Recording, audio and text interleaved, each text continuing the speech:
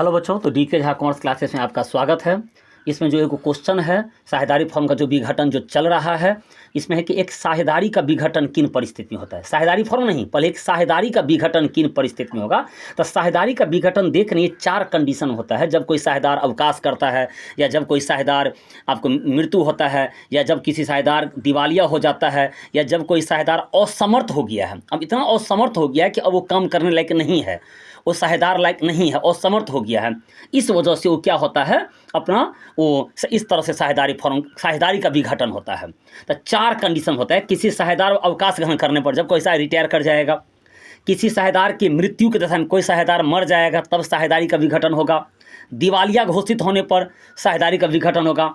और किसी साझेदार की असमर्थता की दशा में क्या होता है, साझेदारी का विघटन होता है। ये 2 नंबर का क्वेश्चन रहता है कि एक साझेदारी का विघटन किन परिस्थिति में होता है। अब अगला जो क्वेश्चन आता है, एक साझेदारी फॉर्म का विघटन किन परिस्थिति में होता है। वो था साझेदारी का विघटन।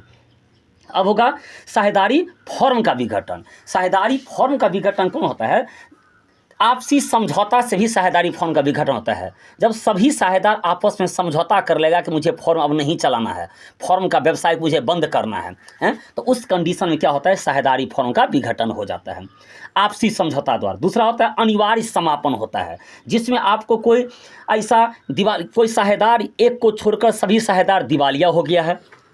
तो जब ये सभी साझेदार दिवालिया हो जाएगा, या कोई फॉर्म में, साझेदारी फॉर्म में कोई ऐसा घटना घटित हो गया है जो अवैधानिक हो, अनलीगल हो, तो इस कंडीशन भी क्या होता है, साझेदारी फॉर्म का विघटन होता है। सूचना द्वारा ही विघटन होता है कि सूचना दे दीजिए अपना ऐच्छिक कि मुझे अब फॉर्म में हमको नहीं चलाना है। सूचना देकर सभी साझेदार अगर सूचना दे देगा एक दूसरे को कि मुझे अब, सभी साझेदार या एक को छोड़कर अगर सूचना दे देगा कि मुझे फॉर्म नहीं चलाना है, तो उस स्वेच्छा से भी उस साझेदारी फॉर्म का विघटन हो जाता है। उसके बाद होता है न्यायालय द्वारा समापन होता है, कि न्यायालय अगर कोई देख लिया कि अगर फॉर्म में कोई अनलीगल काम हो गया है, कोई अनलीगल बात हो गया है, तो न्यायालय अगर ऑर्डर दे देता है कि ऐसा वाद विवाद हो गया है, हम जिस साझेदारी फॉर्म का जब हम चला रहे थे कुछ, और साझेदारी फॉर्म के अंदर, व्यवसाय के अंदर कुछ अनलीगल धंधा शुरू हो गया, जिस वजह से क्या हो गया, ऐसा अनलीगल काम शुरू हो गया, तो न्यायालय अगर आदेश दे देगा तो उस कंडीशन में क्या होता है, साझेदारी फॉर्म का बंद हो जाता है।